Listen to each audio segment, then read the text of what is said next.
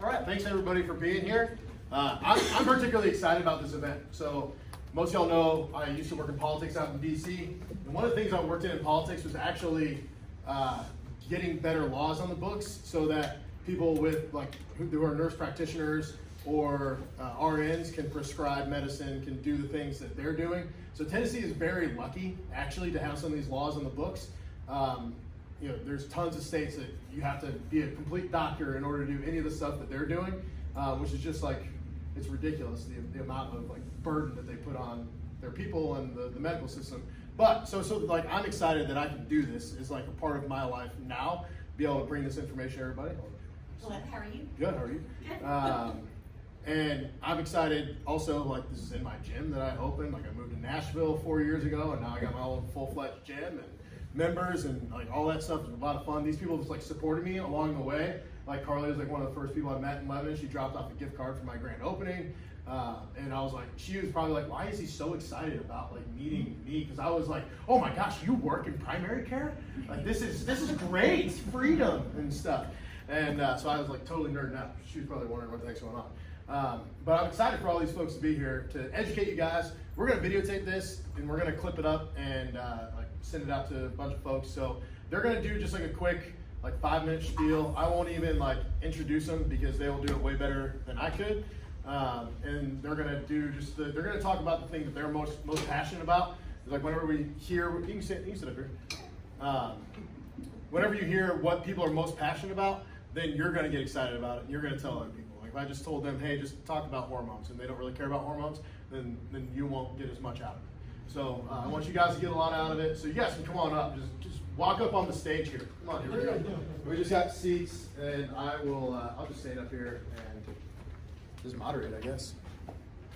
Welcome, Danielle. Yeah. Good. So we got The short road is the big seat here. It's good. It's good. Jamie and Sorry. Carly with Restoration Med Spa and Wellness. Got all that? Perfect. All right, Yep. good. Perfect. And then we got, oh my gosh, Rachel and David. I was blanking on Rachel's name. Rachel and David with the Beaumont on the other side of the square here. So you guys are out on Hartman. Mhm. Yes, and I've got a couple of clients that work with you, and then I've got a couple of clients that work with you. And I was I can't not have just one of you guys here. I gotta have both of you guys. It'd be really awkward for everybody. So, and then now my wife is rolling up, but that's why Rudy's getting all excited. So, kick it off. We'll have Restoration kick it off, and then we'll go to Beaumont. Yeah, I'm Jamie. That's my wife, Carly. We started Restoration back in 22. Advanced practice nurses. My background's anesthesia, like David, and she's a nurse practitioner, like Rachel.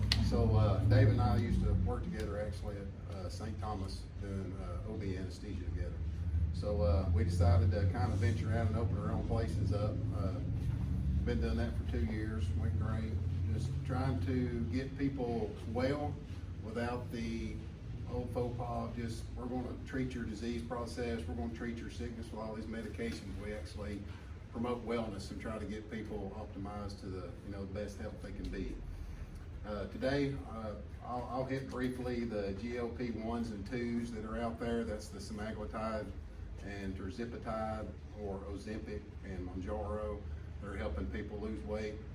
Whether you got It's pronounced Semaglutide? or Semaglutide. Okay. How do you say it, Rachel? Depending on. Tomato. Yeah. Right. It's I'm true. from Alabama, so I say Semaglutide is something. usually what I'm saying. Yeah, it depends on When you said that, I was I've been saying it wrong this whole time. But they're for people who want to lose 5 pounds or 100 pounds. We have people that come in and just want to lose some adipose tissue and cut. They're great for that too. Basically, both of them are going to help the way the body reacts to insulin, increase insulin levels when you eat. They decrease the amount of time that your body, or increase the amount of time that your body digests food, so you get full faster, stay full longer. So they do curb your appetite, but they're also going to change you metabolically. They cut down on adipose tissue, and then the GLP-2s, which So is the. before we get crazy in it, let's just introduce everybody, and then we'll have you come back to you, and then you can dive into the thing you gotta do. Absolutely. Cool. Yeah. Carl. What? You introduced me. Okay. Yeah, I'm Carly, nurse practitioner, All right. owner, Restoration. I'm the talker, if you can't tell. Yeah, I'm not. Yeah, this is his alley, but no, that's it. We kind of flip flop, don't we? I'm kind of a talker. Yeah, I Sometimes. think you're the talk, or I'm kind of not. Go ahead. So I'm Rachel Neffendahl, nurse practitioner. I've been a nurse for 20 years and NP for 10. If you ask about my previous lives, I've probably done a little bit of everything in nursing. I started as an old ER nurse and did ICU and peds, ER, and then I worked for Lifeline. I'm a paramedic still with the state. Can't let that go, even though I haven't been on truck in a while. But so I did that for a long time, and then I finished my nurse practitioner about 10 years ago. So I've been working as an NP for the last 10. Did a lot with that. I was actually credentialed at Summit for 10 years in general surgery and did a lot with just different types of general surgery patients, from colon resections to thyroid patients to breast cancer. And so I've been in the world of hormones and different things that I'm doing now for the last decade, just in a different light. And so COVID hit, and I thought, what in the world am I going to do? I'm tired of being in the hospital. I'm tired of what I'm doing. And so the Beaumont was born through that. And so I took that background knowledge that I had in general surgery for those thyroid patients and everything that I was doing. And then also during that stint while I was at the surgical clinic, I had Dr. Interlandi, who's one of the endocrinologists in the area. I actually worked with him for a little under a year and saw endocrine patients. So I've got background in thyroid there. And so I kind of put all that together to build the Beaumont. And even as I was building it, David kept going, well, I didn't know you were going to do this and this and this. I thought I wasn't going to, but it all just synchronistically goes together. So I really focus on, same thing as Jamie and Carly are doing, is that we want it to just be truly optimizing your health. You know, we're not against Western medicine by any means. When you need blood pressure medicine, you need it. But what can we do to optimize your body so that you don't become diabetic, so you don't have high blood pressure?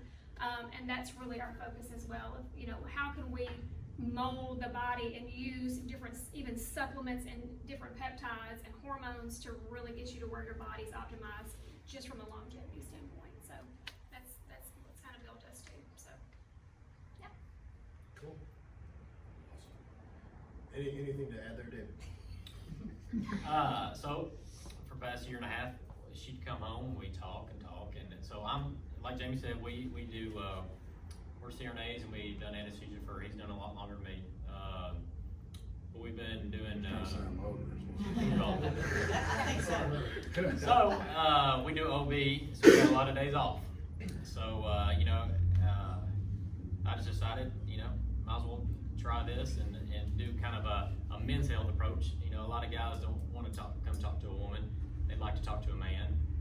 And it's kind of, you know, sensitive topics. So that's kind of where I came in, just to give guys another avenue to talk to a guy rather than a female. So that's kind of what I'm doing, just the men's health part of it. Great. Yeah.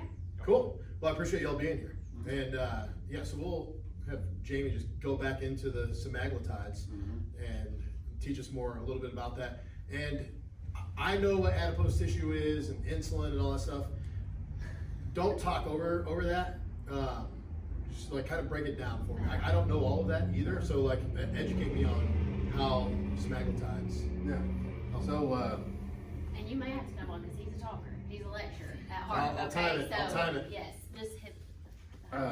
So yeah, insulin, you know, when we eat, it helps. It's kind of the key that goes into the cell and opens the lock so the glucose can go into your cells, which is the fuel for your every cell in your body, brain cells, fat cells, whatever kind of cells we use. That's where the energy comes from.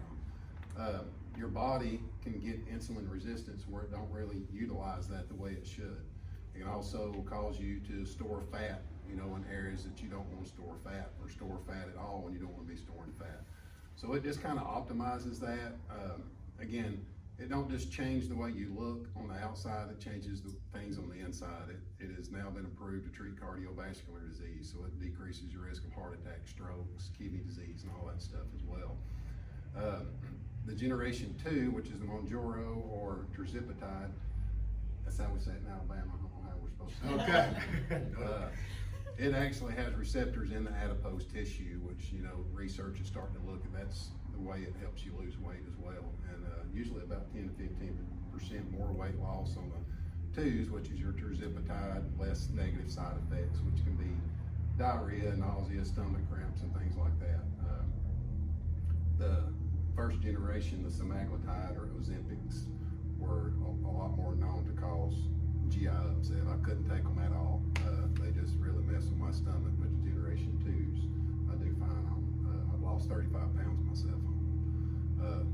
cholesterol, triglycerides is normalized, blood pressure, I was borderline on my blood pressure, it's all normal now. We see that all the time too. Sorry to interrupt. They get such a bad name, right? I feel like, because everybody's doing them, right? Because so many people need them. That's the thing is I have thinner people who need them for the inside, not just like for fat loss, right? For cholesterol, fatty liver, women who struggle with, PCOS, or so many teens to 80. So I have a lot of patients, and I think from the outside, people are just like, oh, you're just on that because you just want to get skinnier. But a lot of patients aren't. It's for their health, and I see it in patients' lab work all the time. 3 months of being on it, I have 40-year-old women who have never been healthier on the inside. So I feel like they get bad, kind of, you hear a lot of things that aren't necessarily true. Obviously, risk and benefits with everything, but the benefits way outweigh the risk that I've seen in Our all of our receptionist is a patients. type 1 diabetic, which means she was born with diabetes. She's been on insulin her whole life. We have her on it, her labs have never been better. Her A1C has come down close to normal, her insulin requirements are down, and she's probably lost 40 pounds since she's been on it. And her doctor, when she goes and, sees the doctor that manages her diabetes, just says, whatever you're doing, keep doing it, you look great. You never look so good. So it's a lot of health benefits, we all wanna look better, but just the health benefits alone, warrant some people being on it. I'll probably be on it for the rest of my life, low dose, just so I can maintain my labs. Because I'm prone to have high cholesterol, bad triglycerides, and all that stuff. So. Cool, awesome. And what's the topic you want to talk about? I love Dive into hormones. Hormones. Hormones, I love hormones, we all have hormones. When you talk about hormones, what does everybody think about when you think, if I say, okay, hormones, what does a female think about hormones? Menopause. What do guys think about when I say hormones? My wife. Yeah. Testosterone. Just kidding, honey. Love you too. Yeah, Like, no, love I'm just you. kidding.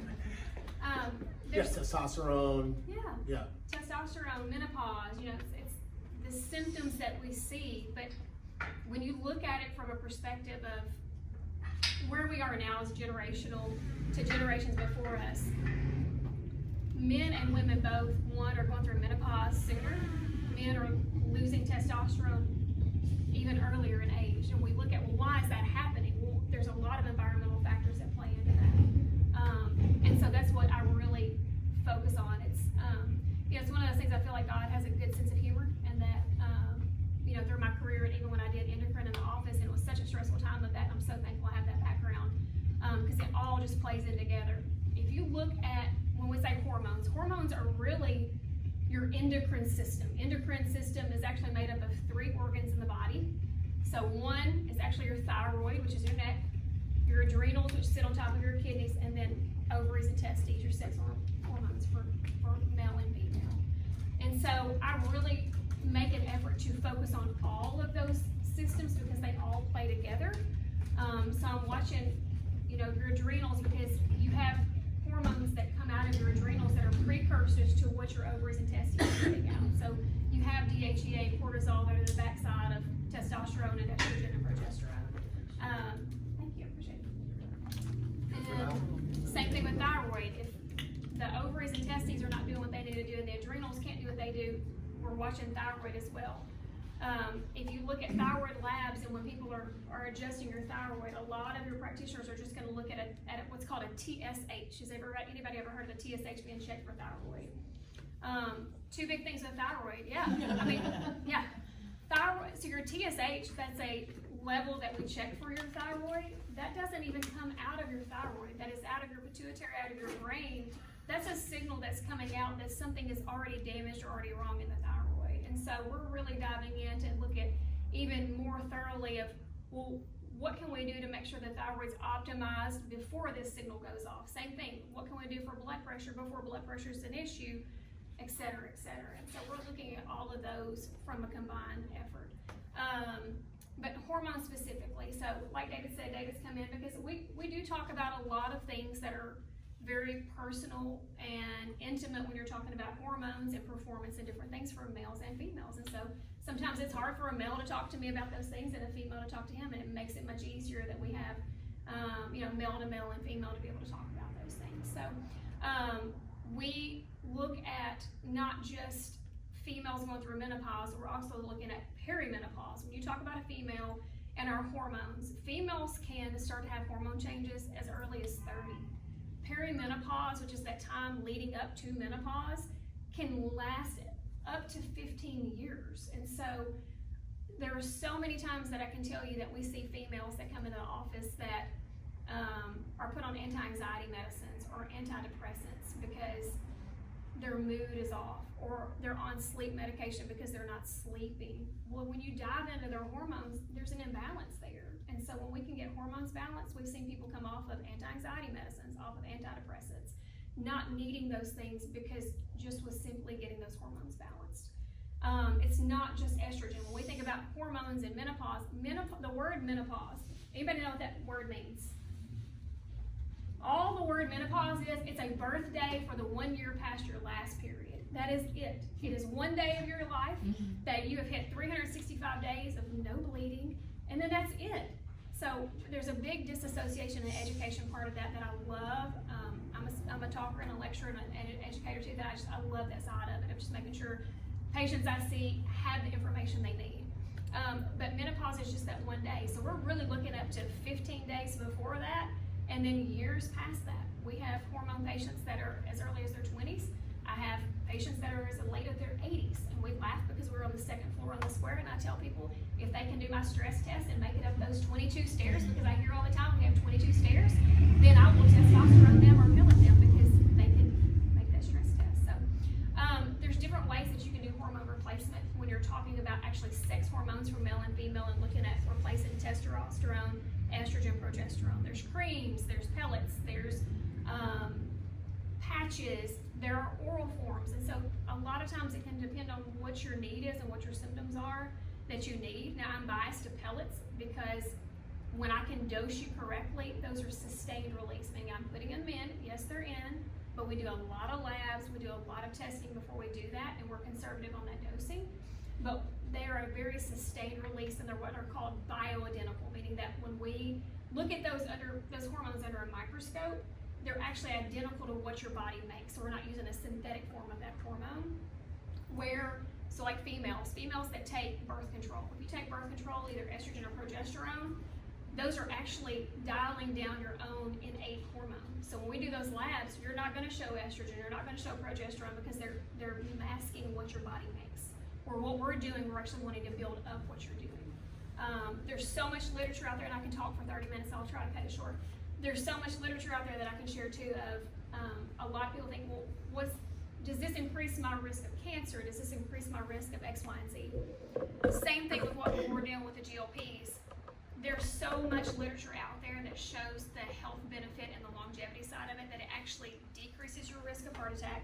It can decrease your risk of stroke, of blood pressure problems, decrease your risk of dementia, and actually decrease your risk of cancer. So there's just a lot of benefit that can come out of just getting those hormones balanced. Besides, one, we want you to feel good. That's a lot of what we do is symptom control of what you're feeling and what you're seeing. But also that longevity side of that, if I can protect you for the long haul of your lifespan, then that's what we're doing as well. So Awesome. Both really cool stuff. Like I like the internal and external aspect of that, but then also like getting off other medications for you. It's not just a sleep problem. It's truly both. Yeah. When you look at it from the GLPs, hormones, whatever you're looking at, maybe if we can fix things like Carly's saying on labs, that we can see, we can see past what we see on the outside. When we can see internally that labs are changing and that cholesterol's better and your blood pressure's better, those are things that are going to help you for years to come. So, yeah. I had low T, and like sleep disturbance was one of my primary things. It completely changed my life just by getting better sleep. I'm not so sleep all night, wake up tired than I was when I went to bed. I was just like, something's not right. When I started replacing my T and got my levels up normal, then my sleep got so much better, which increased my energy levels and everything. Yeah. So It's always think low compounding libido, right? So much more than that. Just your mood, irritability for men too, and men go through a menopause too. There's it's not just women. So, and I have younger men too. In the last 20 years, testosterone has decreased 50% for men. I'll say sleep was the So- second best thing that fixed. Mood. Yeah, food first. Any questions? I definitely have some, but I'll let y'all go. Sam always has questions, y'all know that. Do you guys, also do like nutrition along with the treatments that you're doing? Do you guys give your patients nutritional advice along with it to help maybe enhance it? Is there nutrition that would enhance, what you guys are doing? I'll say with the weight loss, we always encourage people, you know, eat as clean as you can. You know, what's your diet like now? Are you a 3 times a day fast food person? You know, you need to work on that. Do we put people on a strict diet? We don't, because I just feel like that kind of pushes people away, because that's kind of the traditional thing. And once they get on the medication and they start losing weight, they get motivated. Yeah. You know, I lost 10 pounds this month. They get motivated to choose healthier foods because they see that they're losing weight, looking better, feeling better. As far as putting them on a specific diet, no, we encourage movement. You know, are you a office person who comes home and gets on the couch? Try walking on your lunch break and things like that. So I think slow changes. And everybody's so different too. I'll just add to that. Sustainability wise, if I hand all my patients a piece of paper that says eat this for breakfast, lunch, and dinner, I know it's not gonna happen because I've been there myself.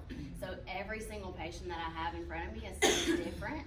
You know, I have patients in, they're like, yes, I'm doing this already. And I'm like, you are awesome, you're doing better than me, right? And then I have some patients and I'm like, let's start with one thing at a time, because I know that if I give them 18 things to do, they will not come back and see me next week or in a month, you know? So everybody's so different. So I'm like, use these tools, let's start with one thing, let's eat more protein, let's water. I'm so big on just water too. So I feel like so many patients are different in that aspect, that I'm not just like, yeah, do this, because I know they won't follow it. You know, very few will follow that. See, I don't have that problem. My clients just follow everything to a T, and then Right. just, you know, no problems at We all. need to talk. Yeah, you guys just. I need all those patients. Yeah. I think the biggest thing too is if we tell people to, if you focus on the things that you need to get in, then it's much harder to get in those things that you shouldn't be getting in. So if you focus on that water and you focus on that protein, you're not gonna have room to get the other things in, especially if you're on a GLP. You're gonna be full. So you're getting the right things in, that makes a difference. And then we're watching body compositions too. So I'm not watching just that number on the scale. I'm really watching like, what is your muscle doing? What's your metabolism doing? And that helps, because I mean, you guys have an in-body here too that Sam's gonna get you on. And so, you know, when I have people that come back in and they're going, oh, I've only lost 2 pounds this month. And then we look at their metabolics, and they've gained, well, you've gained 6 pounds of muscle this month. That's wonderful. You've actually lost 8 pounds of fat. Mm-hmm. So we do watch those things of making sure that, and it's accountability on a patient. When they come in, they think, oh, I gotta see Rachel this week. I'm probably not gonna eat X, Y, and Z before I go in there. So the same thing, you know, strict diets don't work. It's more of just, you know, little by little, incrementally making those changes that for sustainability long term. So, Thank you. yeah. I got a question. So my wife's pregnant, and her so being pregnant, oh, thank you. Her hormones are everywhere. Do you have any advice? Do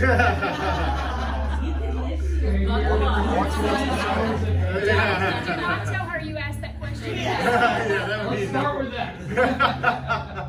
No, it's hard. I mean, one, I'll tell you this. How far along is she? She's 5 months. Okay. It's a healthy pregnancy. Take it that way. Hormones all over the place when that baby's growing, and it has just got that mama all over the place. So, I mean, Louder for the truthfully, guy in the front. what's that? Louder for the guy in the That's front. right. That's right. It's true. It's true. Just So, go in and say, babe, you look great today. That's it. That's it. Sage advice. No, because if you, I didn't look great yesterday. Yeah, It's true. It is. Yeah. Unfortunately. I was just curious to see if I could do like this diet or nutrition or anything like that to help her out or anything like that. It's all making those healthy choices if she can. I mean, but Getting hormones are outside. gonna do what they wanna do. Sun, Yeah, walking. that's right. Well, then do you have an option for pregnant women with some hormone Pregnancy care? limits a whole lot. Pregnancy limits a whole lot. Now, I don't go into that anymore, but when I was in endocrine, you know, we would follow people that were high risk pregnancy, and because we would have to have them on certain hormones so that they would be able to carry that pregnancy to term. I'm not doing in this realm. If somebody needs that support, I'm sending them where they need to go. So I'm staying in my lane on that one with this clinic. So speaking of years and years of work or whatever, like how long, like semaglutide that you said you're going to be on that the rest of your life, or like are people on hormones the rest of their life? Is there a way? Because I know like in the bodybuilding world, the guys take testosterone and then it throws it off. Like later in life, they're not able to produce it on their own. Like how long are they on it? We'll just start there. Is there a way? And then is there a way to get off of these? Forever, right? Forever. I mean, here's the thing. And so when you go to when you talk about bodybuilders, a lot of your bodybuilders are going to be using synthetics. So again, if you're using a synthetic hormone, it's going to affect the body much differently. Yeah. So you're using the El Natural El stuff? Natural. Okay. Well, what I prefer to use is actually made up. It's plant-based. Is what my preference is. Now, I have people that are on different forms, but the majority of over 90% of my patients are on a natural-based hormone replacement, or either estrogen or testosterone or progesterone for females. So this is what I tell people. You know, if we start treatment on somebody, at least give it 6 months. You can't expect to have changes on hormones within 4 weeks, and then so you got to give it at least 6 months. But let's say that if you came in and we did bioidenticals, which you're supposed to do, and you did those for 5 years, and you decided 5 years later, you know what, I just don't want to do this anymore. Let me just stop and see how I feel. You can stop those at any time.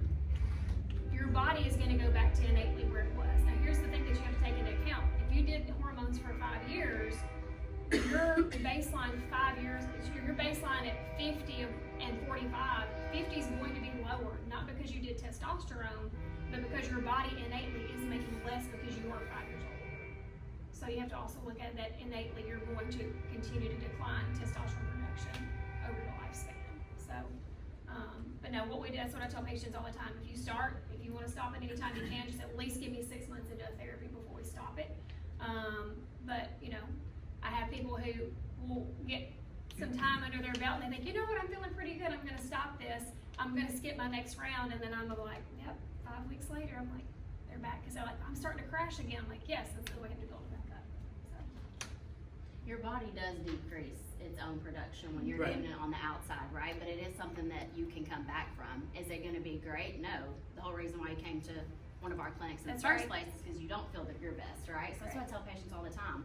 You know, I have people who sit in front of me and they don't feel their best, so I'll check labs and I'll go over things with them, and I'm like, it's normal in the lab range, but is that normal for you? Is that what you feel you're best at? And so, you know, and I'll tell patients, you know, yes, this was normal, but you came to me for a reason, so like, clearly something's not normal, right? And so, but anyways, you can come back from, if you stop it, it's just not gonna be, it's not magic, right? You're not gonna start producing more of your own, you know, And so. low T is an epidemic. I'd say 95% of the guys that walk through the door are low T. I mean, it's Yeah. just, you know, I think it's environmental, what we're eating, what we're breathing. Yes. So I mean, there's truly it's- research that shows 1 in 4 men over 35. I mean, think that 1 in 4 men over 35 are low T.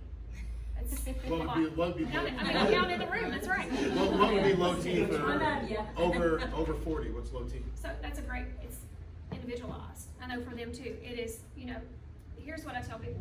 So let's take a man. So male testosterone. If you look at a lab value, they're gonna say, okay, on the labs, 300 to 850 is normal range. So you may come in and you get your labs done and your testosterone's at 400. A lot of your traditional practitioners are gonna tell you your testosterone is fine, you're within normal range. But this is what I tell people too, what we're doing, we're optimizing your health, we're optimizing your hormones. And so, if you think back, okay, if you're at 400 and you're seeing me, you're symptomatically low T, you feel bad. Where, because 5 years ago, if you were at 800, you may feel better. So one male at 800 may feel X, Y, and Z, where another male may feel differently at 800. And so that's where it becomes very individualized on what we do to make sure that we're adjusting, we're not just looking for a lab value on paper. We're not treating that paper, we're actually treating as a patient and treating that symptomatology that's there. And Rachel and Yeah. David are like us too. That's the reason we don't take insurance. You got a 400 testosterone, the insurance is gonna say, no, you don't need They it. won't We're treat not it. paying for it. So we're able to treat the ailment, like she said, and not the, or treat the person, not the ailment. That's right. So that's the reason we don't fool with insurance. Yeah. We're able to treat you the way we know you need to be treated and the way you want to be treated. So we're just a direct pay system. Really, we're a team, right? Like, you don't come to us and you're like, we tell you, yep, you can only do this, right? No, we work together. What do you wanna do? How do you wanna feel? You know, and this is what you can do to get there, so.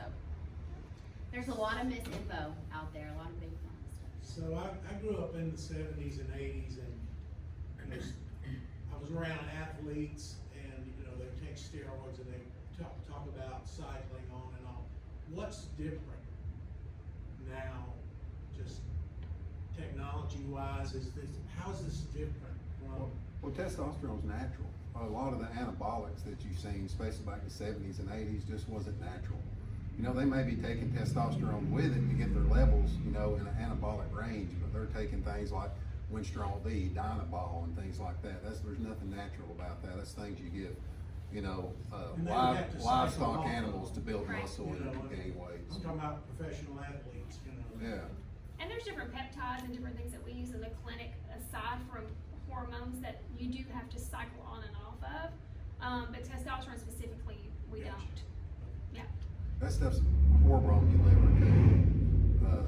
So if you didn't come off of it, you're gonna have a lot of liver failure. And just because those other things are anabolic, it causes enlarged hearts and things like that. And, you know, it's the reason a lot of these bodybuilders, you know, their life expectancy's in the 40s. Yeah. They die of heart failure. I do think there's just like a level of knowledge that's missing, like, my age, people say steroids, that's what you I mean, truly, if you look back to, if you look at the literature of pellets and what my preferred method of hormone replacement is, hormone pellets have been around since the 1930s. So there's literature for almost a century that is there. It's just not well talked about because, again, in Western medicine, it's not covered. So, You talked about like perimenopause and all that. What, does it work the same if you're like done and way past menopause? we can treat that, yes. So there's always something we do. It's, you know, we're very, that is where labs do come into play, to where we're looking at symptoms. We're also looking at, you know, what are your innate hormones doing at the moment? And that's where it becomes tricky. That's where to people, it is a puzzle, but it's a puzzle that I enjoy of trying to put together what we can fix. Does that correlate at all with your thyroid if, you know? It does. Mm-hmm. Yep. Just today, I had someone today that has had thyroid issues for several years, and has always been told, okay, my thyroid level's in normal range on the synthetic medicines that she's been given. And then I checked her, I'm like, well, she's actually got an autoimmune issue. She's been misdiagnosed for 5 years. So, there's just a lot that we can dive into from that. So, they do go together.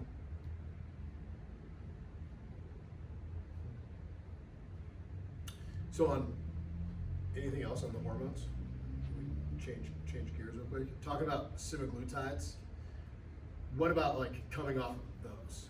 Is that possible, or is it just something that you're kind of on for the rest of your life? Well, no, it's some people. I tell people all the time when they come into the clinic, is that, am I gonna have to be on this for the rest of my life? I said, what's your willpower? What got you to this spot? You know, the best thing. And also, I'll add too, there's not always willpower, right? You do have things on the inside that aren't just willpower. There are things that in your brain, whatever you wanna call them, that's not just a willpower thing. It's not just, hey, eat less and work out more and you can lose weight. I have so many patients all the time. I'm doing this, you know, yes, we could all be better, right?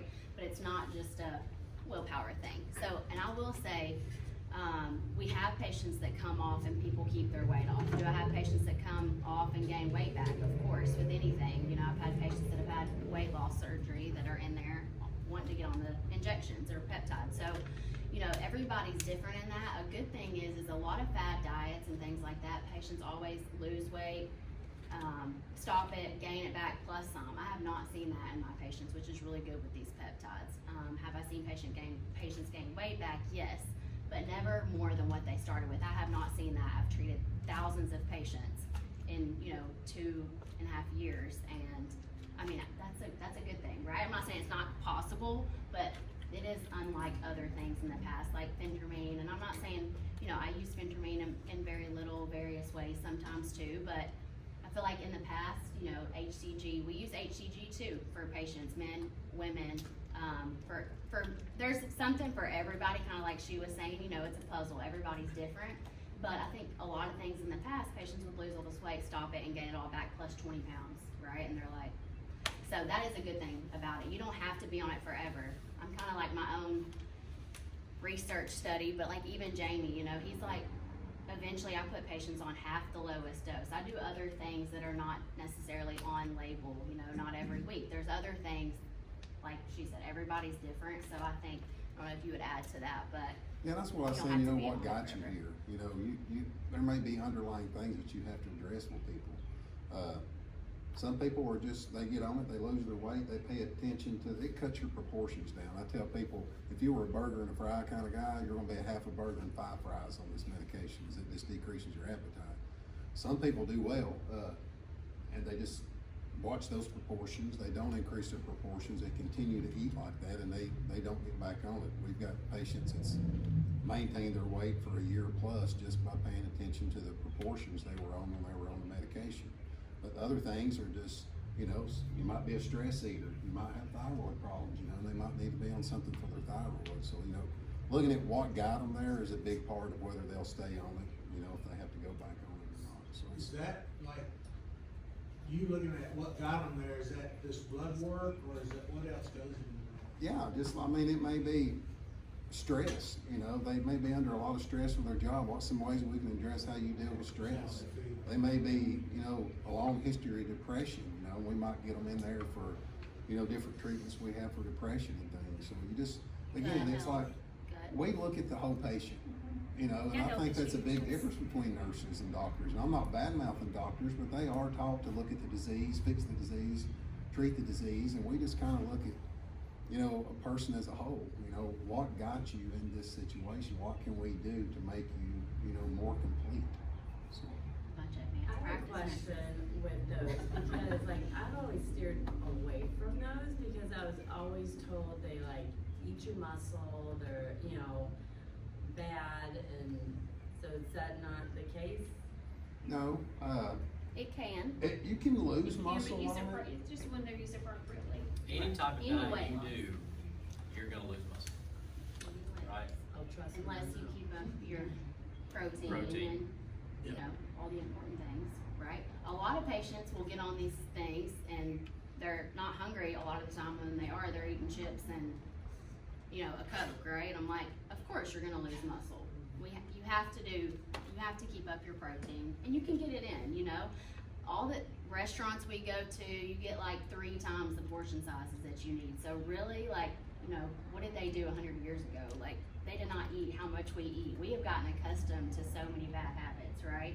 So you can get what you need in smaller portions, you know, and you can keep up your muscle. Just like she's saying, we both do peptides and other things to keep your muscle, build your muscle, or, you know, there's a lot of things that go into that too, but not everybody does. You can most certainly with any, you know, weight loss or diet or anything, you know, so. But is it worse than any other thing? Are they bad for you? No, they're not. You know, I personally, and I know they're the same way. Number one, none of us are gonna sell you snake oil. We're not gonna tell you this is good for you and it's gonna work when it's not. You know, we're there to optimize your health. We're not gonna give you something that's gonna make you worse, even if it makes you lose 50 pounds and it destroys your health. Are you any better? No, you're not. If we didn't believe in everything we do, we wouldn't do it. You know, and I can say that about Rachel and David too, I believe it.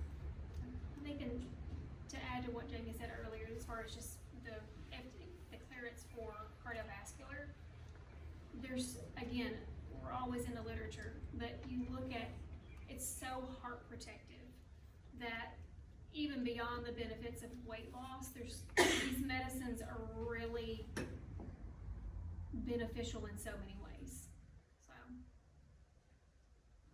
Do you have a question?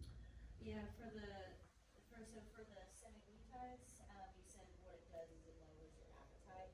And what chemical or physical way does it like reduce your ghrelin? Is that what it's called? Or like what exactly So it does have receptors in the gut that it works on, but really the biggest way that it curbs your appetite is decreasing that, or I say increase the amount of time that the food is setting in your belly.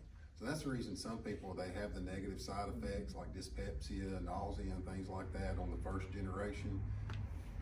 That food is sitting in your belly longer, so you're gonna fill up faster. But it is a peptide, and there are receptors that it works on in your gut. You know, that's basically how it was discovered. It's a glucagon-like peptide. That's what the GLP stand for. So it's multifactorial the way it decreases your appetite. Is that the only way it causes you to lose weight? No, but it definitely is one, because you're probably cutting your calories in half. You know, and really it's all about what you're taking in and what you're burning. If you're taking in more than you're burning, you're gaining weight. So if you're decreasing your appetite, you're not taking in as many calories, so you're taking in less than, you know, what you need to gain weight. I think it's what, about 3,500 calories is a pound. You think that's a lot. I gotta burn 3,500 calories to lose a pound of weight. So if you're taking in 1,500 less calories a day than what you're used to, that adds up over a month. And when you multiply that times 30 days in a month. So that's where a lot of weight loss is coming in. You eat less, but it's not the only way. It's a very steady, healthy weight loss. You don't drop, 30, 40 pounds a month on this. Naturally, what you can do is what you're gonna get with this. It essentially helps your body work better, so it's really realistic. It's the best thing on the market, for weight loss, for health. The semaglutide works on 1 gut hormone, tirzepatide works on 2. There's a medication in phase 3 clinical trials that works on 3 gut hormones. Science is changing, care is changing, so a lot of good things coming out too, so. I do have a question, one more question. So how would y'all prescribe this to like children? Because I was looking at stats the other day. It was like 1 in 4 kids are obese now. Kellogg's is now trying to get parents to have cereal for dinner, and they're advertising that on all the cartoon shows and stuff, and telling chicken they can go away, we're having cereal for dinner. How do you guys work with children? How do y'all prescribe it with children? Because I worked with kids for like 5 years, it's getting pretty bad. It's just convenient and easy for parents just to give them whatever they want.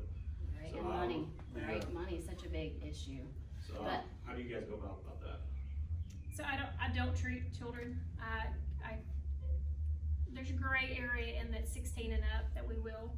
When you talk about kids, and Carly touched on this really quick, but truly gut health is a lot of what we do too. Everything starts in your gut. And so we do some genetics in the office. We will do on children. And when you're going down a different pathway, but we do genetics looking at methylation. How are kids methylating certain vitamins they need to get in their system? Because about a third of us in the United States can't methylate certain vitamins, and when you can't do that, I can't either. And Genetic so testing company. you do. And so we both do genetic testing. It's when you look at how your body can process certain things, and you can't break those things down. You see behavior issues because of that. You see blood pressure problems, obesity because of those things. So that's where, again, on the functional side of this, we're looking at how can we optimize health on the beginning of fixing those things before they become an issue. And there's just no real research on children. It's like, who's gonna do research on a child or a pregnant woman? Nobody. They're not. That's You why know, most so of your there's studies just are no on men. research on it to tell you or guide you along. We do treat the root cause, but I do prescribe it to children because in my eyes, the parent, right? I'm like, what do you think? This is your kid, but a kid who comes to me who's 150 pounds overweight, risk and benefits, I think the benefits way outweigh the risks, so that's how I feel about it. So do you guys in-house do the genetic testing, or do you just recommend it gets done? No, we do all of our lab testing in-house. We do all of our genetics in-house. Same with us. So you have a reasonable price for your stuff since you're doing it in. This is, on labs, absolutely. Genetics, you gotta look at, genetics are expensive. We're sending those off, but, I also tell people, how else can you invest in knowing what your body's made of? And it's a one-time test. So yes, it's a lot up front, but your genetics are not gonna change. And if there's different genetics we can look at nutritionally, what you need, on hormone, what we need. If I've got patients that are, okay, I've got family members that have a high risk of breast cancer or different issues. We'll do genetic testing on them to see how they're gonna process certain hormones. So there's a lot that we can do on the genetic side to help us with a lot of these angles. I did the full panel. I mean, it told me that I really wasn't a candidate for intermittent fasting. My body didn't respond to it. It told me what foods to avoid because I was prone to gain weight with it and, you know, prone to inflammation. So I need to avoid these foods. So, I mean, you can go as deep with it as you want to. Is it worth it? It's worth every penny. If you're trying to get healthy, whether you're trying to lose weight or not, you just want to be, you know, optimized. Those genetic tests will tell you exactly what you need to do and not do to get I optimized. mean, I had a lady sit in the office about a few weeks ago that teared up on me as we were going through our genetics testing because she said, for 15 years, people have told me this is in my head for X, Y, and Z, and her genetics are laying out everything that we're discussing. So, And I've done it for my children, like when my first son was born. So I know as he's getting older, you know, what do I need to do for him to optimize? So I have 5, so I'm working on them because they are expensive, but you know, we're taking each one. So like the ones that we do, you can look at just food, like what's good for your body, what kind of diets, because it all goes back to genetics. So, and then what kind of like fitness, you know, what is resistance training better for you? these are the exercises you should do. These are the exercises you should avoid. Foods you should eat. Foods you should avoid. Like, breaks it all down now. So I have one more question about the Ozempic specifically, because a lot of the heated debates that I've seen out there is, you know, I think people are automatically assuming it's like insulin in the realm of they're gonna run out of it, so you gotta leave it for diabetics only. So what can you guys say in that regard? Like, is it something that we'll run out of? You know what I'm saying? Because that's the argument that I see all the time. That's the commercial form of it. We get ours from compounded pharmacies. Okay. So that's the reason, you know, a lot of people can't get it for weight loss now. They're just denied for it. If you go to a doctor, he prescribes it. You go to Walgreens, CVS, somewhere and try to get it. So we go to compounded pharmacies, so we don't have that problem. They're FDA regulated, but not FDA approved, and they're not Ozempic. It's Semaglutide, the same chemical formula, but they're made in a compounded laboratory.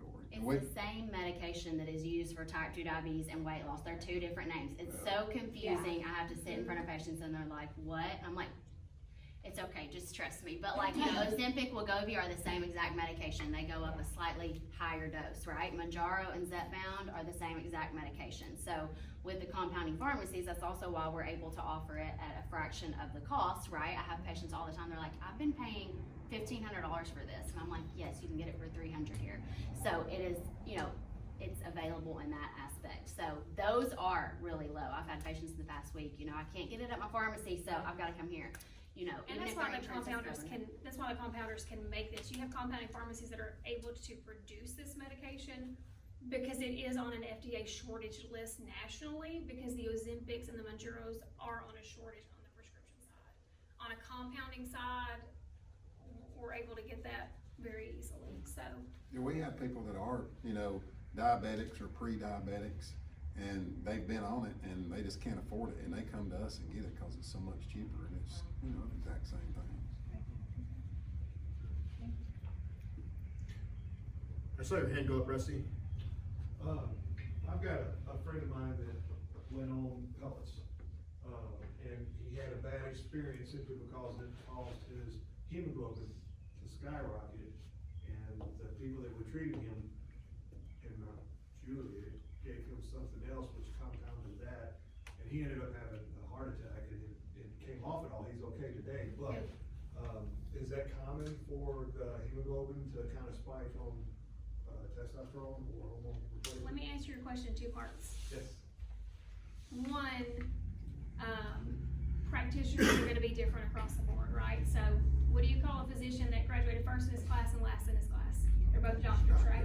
So you've got prescribers out there that are not doing things appropriately.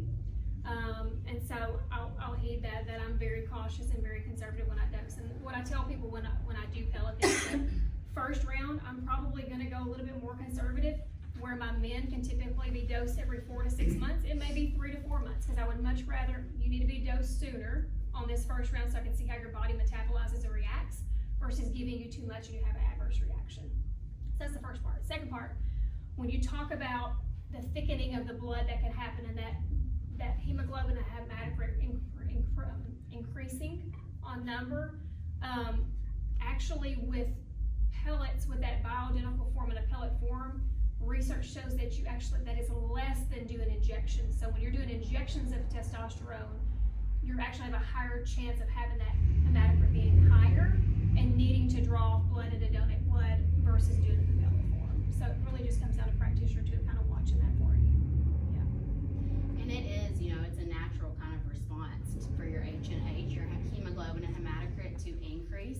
Your platelets don't, there's different aspects. So it's not truly the full story all the time, right? So, and, I think there's a lot of stuff that goes into that. Each thing, yes, you have to kind of take what they have going on. You can't really always believe everything. You know what I'm saying? So. And traditional medicine's always ready to point a finger. I might have a heart attack on the way home and I'm driving a Dodge. Somebody could say, you drive a Dodge, you had a heart attack. So, there's a lot of finger pointing that goes on. Was it that it caused it? Who knows? Was it the medicine they got him on after he come off testosterone? Who knows? Some people are just gonna have heart attacks, whether they eat hamburgers or whether they eat salads every day. And it'll always be blamed on the hormones. It will. That's what I tell people about my husband. I'm like, if he had a blood clot tomorrow and they know he's on testosterone, he did injections for a long time. We've switched him to creams.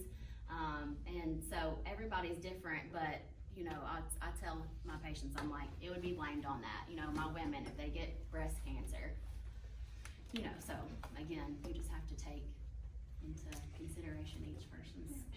And that's the thing, History and hormones from our percent, when we are replacing hormones, what we're doing is not going to cause you to develop a prostate cancer. It's not going to cause you to develop a breast cancer. Now, if we give you those things and you have one of those tumors, is it fertilizer on it? Yes, it would be fertilizer on it. But that again is where we say, make sure you're getting your mammograms. Make sure that we're doing PSAs, which is those prostate labs that we're watching to make sure that those numbers are not rising. Because again, if you're going to develop one of those tumors, you're going to develop that tumor. So we just got to make sure that we're cautious and that we're watching that, but what we're doing is not going to cause it. So. Yeah, and that's evidence-based medicine. It is. Hormones do not cause that. They actually help prevent. Men, optimizing your testosterone helps prevent against cardiovascular stuff and prostate cancer. I've even known doctors who treat cancers with hormones. So there's a big realm, that a lot of people are just not familiar with, right? And I didn't learn that in school. I've had to research. I've had to spend all my hours not, I had to pay, right? And they didn't teach me any of this. So now I'm having to learn everything myself and look up research studies and base my care off that. So I think there's, again, a lot of misinformation. So How do we stay away from misinformation? Because there's so much out there, and there's so much information period out there. What are some good resources that we could look into, not just you guys, but just in general, so we can stay away from the misinformation and actually get solid foundations in these kind of topics? Because if I go reiterate something to my wife that you guys are talking about, I'm probably gonna mess something up because I'm not a genius like you guys are in this field of expertise. So, Misinformation's everywhere. You pick a topic and you're gonna find misinformation on it. yeah. So it boils into doing your own research. You wanna find, like, especially with things that are medical, like Dave and I, we work, how many people are there in OB a day? 7 or 8? Yep. And you got people that swear by doing one thing a certain way, and you go to somebody else, no, that's not the way you do it, you gotta do it this way, that's the best way to do it. You fight that by finding research, studies. So it's really best, do we blog? We do blog, Can you go on and read blogs and learn things? Can you listen to podcasts and learn things? Yeah, but when you do and you hear something, go find some research, and I'm not gonna try to make, research scientists out of you, but find some scholarly research that comes from a credible source. At the end of it, it's got tons of references and things like that that you can read through. Most of that is not misinformation. Can research be swayed? Can a big corporation pay somebody to make research come out the way they want to? Yeah, we see it all the time in medicine. That's the best thing. You're gonna get a lot of opinions. You wanna veer away from the opinions and start looking at what the science says. What's working, what's not. And it takes time. It's not easy, just to get on Google and you think, was this a research article? If it's got results that show, oh, we did this study, we had this many people in it. That's the kind of things you wanna look at, not just opinions and people blogging and things like that. Cause I could sit up here and tell you one thing, you go home and find a research article or something that says, well, that's not exactly what he said. That's how you fight misinformation. It's just like in the political world we're in. Lots of misinformation, you can go find, go straight to a source and find out, well, that's not the way things really are. So yeah, it's not easy. I mean, I don't think there's a straightforward answer to give you, just, it's trying to find research. Evidence-based medicine, that's the way the four of us up here practice. What does the research say that is the best, safest way to do something? So. Makes it tricky, it does. Yeah. It does. Well, I can tell you, my wife's gonna have a whole lot of questions, I'm not gonna know the answers to like you. Yeah. But, hey, they spoke well, I would recommend you come in and talk to them. I guess you guys do. That's what she sent you up here, right? She sent you up here for that. She's with the Grand Teams, so. I'm excited she's not here, we talked about it a couple weeks ago, and I knew she was really excited about it. So you do consults, if somebody just wanted to come in and talk and learn a little bit more about what's going on before they step into it. Exactly. Y'all have such good questions. It's good. I tell people all the time, we're here to make money, we're here to feed our families. Sure. We're here to make money, we're not here to take money. Yeah. We want you to be comfortable in your decision, we're not gonna try to force anything on you. Hope nobody here's a used car salesman, we're not used car salesmen, we're not that old faux pas, just, oh, this is the best thing going, you gotta do it, so, yeah, we're gonna make sure you're comfortable with your decision on whatever it is before you step into it. So. Well, Sam and his team's here to make money as well, but I consider that an investment and a good investment in that. It's true. I appreciate You've got to look at it. I mean, health-wise, a lot of times, especially as you continue to age, if you're looking at optimizing your health, at some point, you're going to have to supplement in your body of what you're taking. And what we're doing is, what can we supplement on the natural side and to be proactive, or are you going to wait till you get blood pressure problems or have diabetes, and you're going to take medicine then? So it's like, which it's like Carla said earlier, there are risks and benefits of things that we do, but there are also risks and benefits of not being proactive too. And so you just have to take both of those things into account, that there are risks and benefits to action and inaction. So. Awesome. I think that's a great spot to end on. I'd like to thank the panelists for being up here and talking. Yeah, so thank you guys for being here. Thank you for coming. Yeah. Awesome. Cool. Thanks, guys. Appreciate it.